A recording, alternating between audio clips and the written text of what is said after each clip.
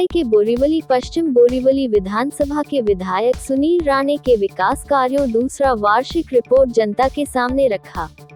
Bharatiya Janata party के नेतृत्व में बोरीवली विधानसभा क्षेत्र विधायक सुनील राणे को 2019 में बड़े बहुमत से विधायक चुना। सुनील राणे ने पिछले एक साल के दौरान बड़े परिश्रम के साथ जनप्रतिनिधियों की उम्मीदों को पूरा किया है।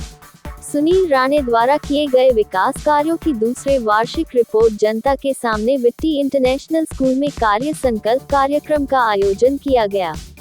इस कार्यक्रम में पूर्व अर्थ मंत्री, महाराष्ट्र राज्य और विधायक सुधीर मुनगंटीवार, मुंबई भाजपा अध्यक्ष तथा विधायक मंगल प्रभात लोढ़ा और उत्तर मुंबई के सांसद गोपाल शेट्टी शामिल हुए। सुनील राणे द्वारा 2 साल में किए गए विकास कार्यों में मुख्य रूप से निर्वाचन क्षेत्र के मैदानों का विकास और जीर्णोद्धार, विभिन्न स्थानों पर लादीकरण, सीसीटीवी कैमरे और सोलर लाइट की स्थापना, गरीब लड़कियों को साइकिल का वितरण तथा बेटी बचाओ बेटी पढ़ाओ अभियान के तहत लैपटॉप का वितरण, वाचनालय का निर्माण, पुलों और सड़कों का डामरीकरण किया गया। गोराई के नागरिकों के लिए एम्बुलेंस की व्यवस्था और मनोरी गांव और आदिवासियों के लिए स्थायी घरों का निर्माण, गोराई और चारकोप में पुरानी पाइपलाइनों को बदलने और सीवेज सिस्टम में सुधार के लिए निधि उपलब्ध कराया गया। कोरोना महामारी संकट में बोरीवली विधानसभा क्षेत्र में भाजपा के सभी पदाधिकारी व कार्यकर्ता योद्धा की तरह मास्क, सैनिटाइजर और फेस शील्ड का वितरण। नगर पालिका अस्पताल के कर्मचारियों को सुरक्षा जूते और सैंडल का वितरण और विधानसभा के प्रत्येक वार्ड का निर्जंतुकीकरण किया गया।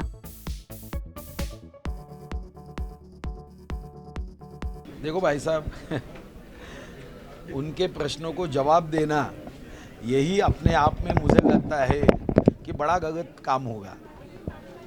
100 करोड़ वैक्सीन के लिए 23 करोड़ का वैक्सीन हुआ, अच्छा हो गया। 100 करोड़ वसूली में उन्होंने ये नहीं कहा कि नहीं 23 करोड़ वसूली हुई है। भगवान उनको सद्बुद्धि दे, यही मैं कह सकता हूँ। सर, ड्रग्स मामले को लेकर जिस तरह से लगातार आरोप लगाया जा रहा है, आप बता रहे कि 25 करोड़ की ये डील हुई थी, जिसमें 18 करोड़ जो है फाइनल हुआ था, 8 करोड़ समीर वानखेड़े को मिलने थे। इस तरह का आरोप लगातार लगा। नवाब मलिक ने भी अपना वक्तव्य दिया है कि इस पे हम जांच करवाएंगे और जो गवाह ने जो तमाम अहवाल दिया है उसकी भी जांच करवाएंगे। जी, 9 महीने जिसके दामाद जेल में रहेंगे और दामाद के मन में ये भावना आएगी कि मेरे ससुर मंत्री रहने के बाद भी कोई काम के नहीं, तब ऐसी भाषा का प्रयोग होता है। मुझे लगता है कि कभी कभी ऐसी भाषा को बड़े गंभीरता से लेना नहीं चाहिए। हम कौन सी बात को बढ़ावा दे रहे? हम ड्रग्स को बढ़ावा दे रहे?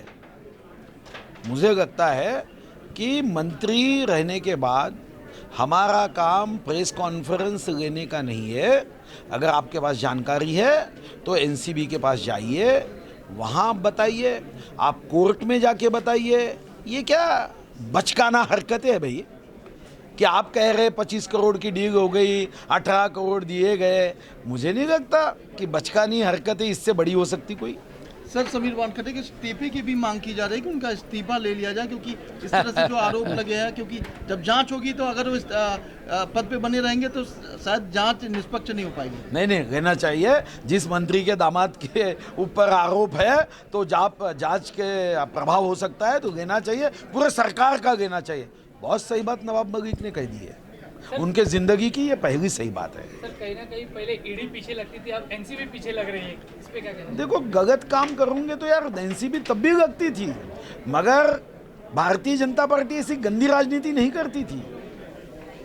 भारतीय जनता पार्टी के जो आज प्रधानमंत्री है, उनके ऊपर भी सीबीआई कई बार उनको एविडेंस के लिए बुलाती थी, मगर नरेंद्र भाई मोदी इन्होंने कभी ऐसी घटिया बात नहीं कही।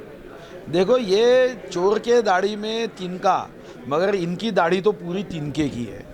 पहले बोलते थे कि दाग में कुछ कागा है, इनकी दाग पूरी की पूरी कागी है। अब ऐसे नेताओं से क्या उम्मीद रख सकते हैं?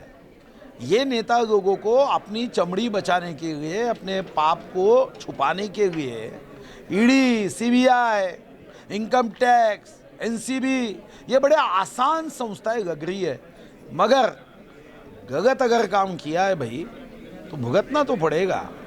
और ये भुगतने के लिए तैयार रहना चाहिए। सर मुद्दे की अब बात कर लेते हैं, क्योंकि जिस कार्यक्रम में आप आए हुए हैं शायद उसके बारे में थोड़ा सा हिंदी में बता दीजिए कि सुनील राणे जी का 2 साल का कार्यकाल का घोषणा की गई, तमाम बातों पे चर्चा भी की गई, क्या कुछ कहेंगे आप?